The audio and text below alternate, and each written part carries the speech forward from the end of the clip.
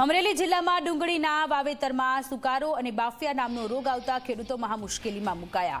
અમરેલી જિલ્લાના ખેડૂતો મોટા ભાગે કપાસ અને મગફળીનું વાવેતર કરતા હોય છે, પરંતુ છેલ્લા 2-3 વર્ષથી ડુંગળીના સારા ભાવ મળતા ખેડૂતો હવે ડુંગળીનું વાવેતર પણ કરવા લાગે છે। ડુંગળીના સારા ભાવ મળવાની આશાએ ખેડૂતોએ ડુંગળીનું વાવેતર કર્યું, પરંતુ ડુંગળીમાં સુકારો અને બાફિયા નામનો રોગ આવતા ખેડૂતો મુશ્કેલીમાં મુકાયા। હાલ વરસાદની સિઝન છે અને ભેજનું પ્રમાણ પણ વધારે છે, ત્યારે વહેલી સવારે ઝાકળ પડતા ડુંગળીમાં સુકારો અને બાફિયો નામનો રોગ આવ્યો છે। આ રોગથી ડુંગળીનો છોડ ધીમે ધીમે સુકાવા લાગે છે।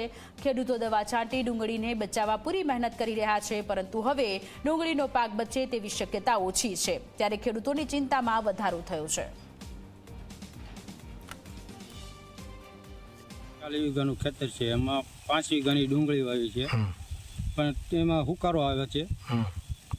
છતાં એવું લાગે છે કે અમને નથી કાંઈ એમાં મળે એમ, મહેનત કરીએ છીએ, પણ તોય દવાનું પાણી ચાલુ છે અત્યારે, તોય કાંઈ લાગતું નથી કે અમારી મહેનત પાણીમાં જશે। આ સુકારો અને બાફિયા રોગ આવવાનું કારણ શું?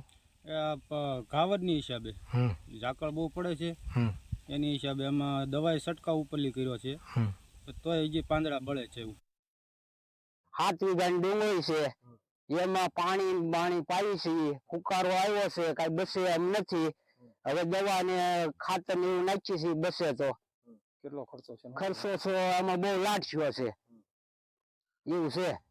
તો હવે હવે આ પાક વિકસો બોલો થાય, હા નિષ્ફળ જાય। તમને આશા હતી? હા, અમારે એમ હતું લાભ મળશે ડુંગળીમાં, હવે લાભ નહીં મળે।